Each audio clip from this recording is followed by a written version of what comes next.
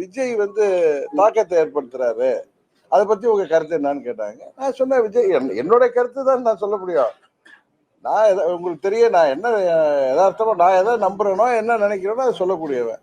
அந்த இதுல அவர் விஜயகாந்த் எப்படி 2006ல ஒரு தாக்கத்தை தமிழ்நாட்டில் உருவாக்குனாரோ அதே போல விஜய் அவர்கள் திரையுலகத்துல வந்திருக்காரு, அவரும் ஒரு தாக்கத்தை உருவாக்குவார்னு நினைக்கிறேன். அது எல்லா கட்சிகளையும் பாதிக்கும்.